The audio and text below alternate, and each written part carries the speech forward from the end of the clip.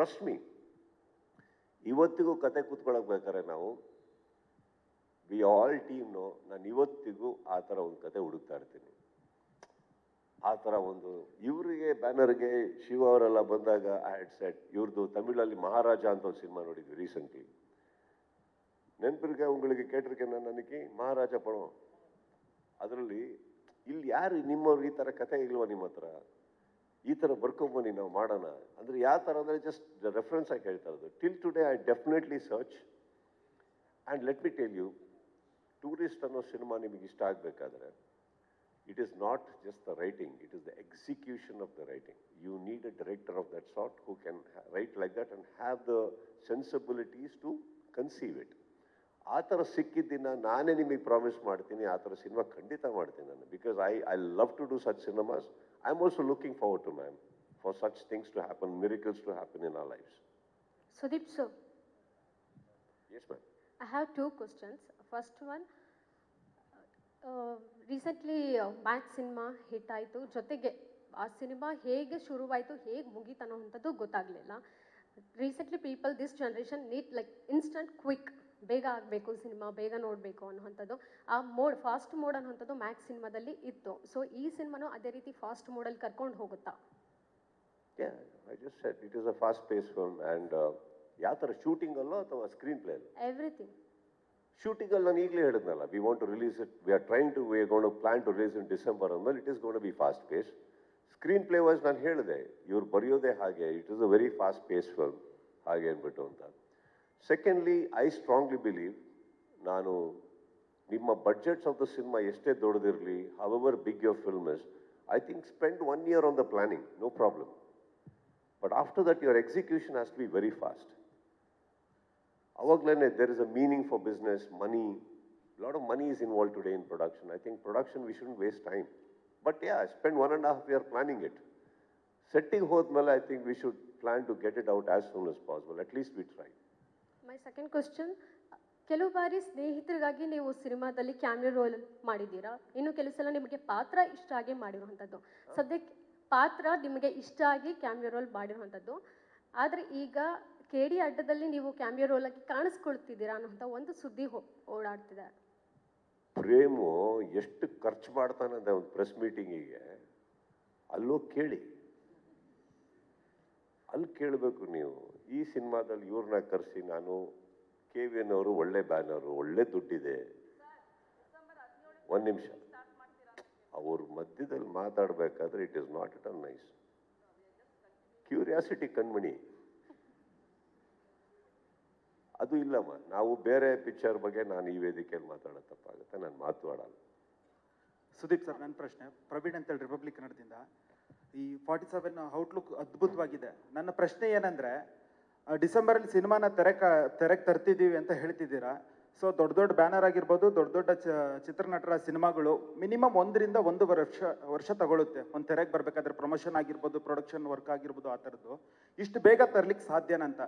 ಎರಡೇ ಪ್ರಶ್ನೆ ಏನಂದರೆ, ಸುದೀಪ್ ಸರ್ ಆಡುಮುಟ್ಟದ ಸೊಪ್ಪಿಲ್ಲ, ಸುದೀಪ್ ಸರ್ ನುಗ್ಗದ ಕ್ಷೇತ್ರವೇ ಇಲ್ಲ ಅಂತ ಹೇಳ್ತಾರೆ. ಯಾಕಂದರೆ ನಟನೆ, ನಿರೂಪಣೆ, ಕಾರ್ ರೇಸಿಂಗ್ ಆಗಿರ್ಬೋದು, ಕ್ರಿಕೆಟ್ ಆಗಿರ್ಬೋದು, ಎಲ್ಲ ಕ್ಷೇತ್ರದಲ್ಲೂ ಇದ್ದೀರಾ. ಈಗ ಬಿಗ್ ಬಾಸ್ ಕೂಡ ಶುರುವಾಗ್ತಿದೆ. ಟೈಮ್ ಹೇಗೆ ಮ್ಯಾನೇಜ್ ಮಾಡ್ತೀರಾ ಎಲ್ಲ ಕಡೆ? ಯಾಕಂದರೆ ನೀವು ಹೇಳಿದ್ದೀರಾ ಔಟ್ ಆಫ್ ಸ್ಟೇಟಲ್ಲಿ ಶೂಟಿಂಗ್ ಆಗ್ತಿದೆ ಅಂತೇಳಿ, ಬಿಗ್ ಬಾಸ್ ಕೂಡ ಕರ್ನಾಟಕದಲ್ಲಿ ಶುರು ಆಗ್ತಿದೆ. ಟೈಮ್ ಮ್ಯಾನೇಜ್ಮೆಂಟಿಂಗ್ ಹೆಂಗೆ ಸಾಧ್ಯ? ಇವೆಲ್ಲವನ್ನು ಚಾಲೆಂಜನ್ನು ಹೆಂಗೆ ಎದುರಿಸ್ತೀರಾ ಅಂತೇಳಿ ಕಾದು ನೋಡಿ. ಸುದೀಪ್, ವಿ ಹ್ಯಾವ್ ಟು, ಒಪ್ಕೊಂಡಿದ್ದೀವಿ ಅಂದಮೇಲೆ ಮಾಡಲೇಬೇಕು. ಮಾಡೋಕ್ಕಾಗದಿರೋದು ಒಪ್ಕೊಂಡಿದ್ದೀವಿ. ಆ್ಯಂಡ್ ಈ ಸಿನಿಮಾ ನಾನು ಈ ವರ್ಷ ಬಿಡುಗಡೆ ಮಾಡೋ ಪ್ರಯತ್ನ ಮಾಡಬೇಕು ಅಂತ ಏನಕ್ಕೆ ಹೇಳ್ತಾ ಇದ್ದೀನಿ ಅಂದರೆ, ಇದು ಹಠ ಅಥವಾ ಏನೋ ಒಂದು ರೆಕಾರ್ಡ್ ಕ್ರಿಯೇಟ್ ಮಾಡೋದಕ್ಕಲ್ಲ, ಅವಶ್ಯಕತೆ ಇದೆ.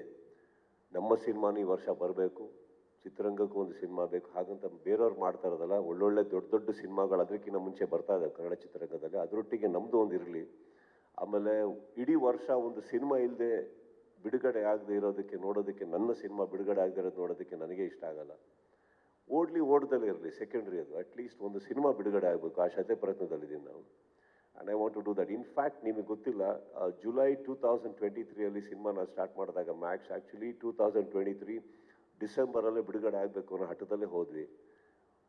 By July, September, October October November ಬಿಗಿನಿಂಗಲ್ಲೇ we had finished almost 80% of the film day and night ಕೆಲಸ ಮಾಡಿದ್ದೀವಿ ನಾವು. ಬಟ್ ಅನ್ಫಾರ್ಚುನೇಟ್ಲಿ ಆ ಟೈಮಲ್ಲಿ ಚೆನ್ನೈ ಫ್ಲಡ್ಸ್ ಆಯಿತು, ಎಲ್ಲ ಆಗಿ ಸುಮಾರು ಸೆಟ್ಗಳು ಹಾಳಾಯಿತು, ಊರಲ್ಲಿ ಯಾರು ಬರಲಿಲ್ಲ. ಆಮೇಲೆ ವಾಪಸ್ ಶೂಟಿಂಗ್ ಸ್ಟಾರ್ಟ್ ಮಾಡಬೇಕು ಅಂತ ಎಷ್ಟೋ ಜನಗಳ ಡೇಟ್ಸ್ ಪ್ರಾಬ್ಲಮ್ ಆಯಿತು. ಹಾಗಾಗಿ ಎಲ್ಲೆಲ್ಲೋ ಹೊರಟೋಯ್ತು ಆ ಸಿನಿಮಾ. ಇಲ್ಲಾಂದ್ರೆ you would got that also sir. This is of course ನೀವು ಹೇಳೋಂಗೆ it is an impossible task. But ನಾನು ಹೇಳಿದ ಹಾಗೆ ಪ್ರತಿಯೊಬ್ಬರು if you are the same page and working ಒಂದೇ ಸ್ಪೀಡಲ್ಲಿ ಕೆಲಸ ಮಾಡ್ತಿದ್ರೆ we can and we are trying. Sudeep sir, ನಿಮ್ಮ ಲುಕ್ಸ್ ಬಗ್ಗೆ ನಾನು ಕೇಳಬೇಕು. ಬಿಕಾಸ್ ನೀವು ಸಿನಿಮಾ ಮಾಡ್ತಾ ಇದ್ದೀರಾ, ಈ ಕಡೆ ಬಿಗ್ ಬಾಸ್ ಕೂಡ ಸ್ಟಾರ್ಟ್ ಆಗುತ್ತೆ ಇನ್ಮೇಲೆ. ಸೊ ಈ ಸಿನಿಮಾ ಲುಕ್ನ ನೀವು ಬಿಗ್ ಬಾಸ್ಗೆ ತೊಗೊಂಡ್ಬರೋದಕ್ಕಾಗೋದಿಲ್ಲ. ಸೊ ನಿಮ್ಮ ಲುಕ್ಸ್ ಮೇಲೆ ನೀವು ಹೇಗೆ ವರ್ಕ್ ಮಾಡ್ತಾ ಇದ್ದೀರಾ? ಹಾಗೆ ಸಿನಿಮಾದಲ್ಲಿ 3 ಶೇಡಲ್ಲಿ ನೀವು ಕಾಣಿಸ್ಕೊಳ್ತೀರಾ ಅಂತ ಹೇಳಿದ್ರು. ಸೊ ಈ 3 ಶೇಡಲ್ಲಿ ನಿಮ್ಮ ಲುಕ್ಸ್ ಯಾವ್ಯಾವ ಥರ ಇರುತ್ತೆ, ಅದ್ರ ಮೇಲೆ ನಿಮ್ಮ ಪ್ಲಾನಿಂಗ್ ಏನಿದೆ ಅಂತ? ಎಲ್ಲ ಶಾರದನ ಹತ್ರ ಟ್ರೈನಿಂಗ್ ತೊಗೊಂಡ್ಬಿಟ್ಟಿದ್ದೀರಾ. 4 ಪ್ರಶ್ನೆ ದಬ್ ಫಸ್ಟ್ ಒಂದು ಮರ್ತೋಗ್ಬಿಡುತ್ತೆ. ಇಲ್ಲಿ ನೀವೊಂದು ಮಿಸ್ಟೇಕ್ ಮಾಡ್ಕೊಂಡಿದ್ದೀರಾ. ನಾನು ಈ ಪಾತ್ರಕ್ಕೆ 3 ಶೇಡ್ ಇದೆ ಅಂತ ಹೇಳಿಲ್ಲ. ಈ ಸಿನಿಮಾದಲ್ಲಿ 3 ಲೇಯರ್ಸ್ ಇದೆ ಅಂತ ಹೇಳಿದ್ದೀನಿ. ಮ್ಯಾಕ್ಸ್ ಅನ್ನೋ ಸಿನಿಮಾದಲ್ಲಿ 1 ಲೇಯರಲ್ಲಿ ಹೋಗುತ್ತೆ. ಇದು 3 ಲೇಯರ್ ಅಂದರೆ ಅಷ್ಟು ಸ್ಕ್ರೀನ್ ಪ್ಲೇ ಟ್ವಿಸ್ಟ್ಗಳಿದೆ, ಟರ್ನ್ಸ್ಗಳಿದೆ ಆ್ಯಂಡ್ ಒಂದು ಸ್ಪೀಡ್ ಇದೆ. ಶೇಡ್ ಒಂದೇ ಬರುತ್ತವ ಇದು. Okay, number 1 Bigg Boss. Bigg Boss ಅನ್ನೋ ವೇದಿಕೆ ಹೇಗಿರುತ್ತೆ ಅಂತಂದರೆ ನಾನು ಹೇಗಿದ್ದೀನೋ ಹಾಗೆ ಹೋಗ್ಬೇಕಲ್ಲಿ.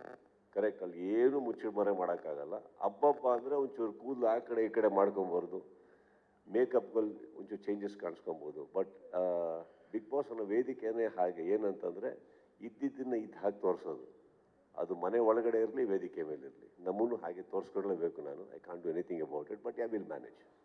ಸುದೀಪ್ ಸರ್, ಶಿವ ವಿಜಯವಾಣಿಯಿಂದ 45K45 ವಿಜಯ ಕಾರ್ತಿಕನ್ ಸರ್ ಜೊತೆಗೆ ಮಾಡಿದ್ವಿ. ಮತ್ತು ಬ್ಯಾಕ್ 47 ವಿಜಯ ಕಾರ್ತಿಕನ್ ಸರ್ ಅವ್ರ ಜೊತೆಗೆ ಫಿಲಮ್ ಅನೌನ್ಸ್ ಮಾಡಿದ್ದೀರಾ. ಯಾಕೆ ಇವರೇ ಪಿಕ್ ಮಾಡ್ಕೊಂಡ್ರಿ? ನೆಕ್ಸ್ಟ್ ಬ್ಯಾಕ್ ಟು ಬ್ಯಾಕ್ ತುಂಬ ರೇರು, ಆದರೆ ಅದೇ ಕಾಂಬಿನೇಷನ್ ಮತ್ತೆ ಮುಂದುವರಿತಾ ಇದೆ. ಅವರೇ ಮುಖ್ಯ ಕಾರಣ ಏನಕ್ಕೆ ನಿಮಗೆ?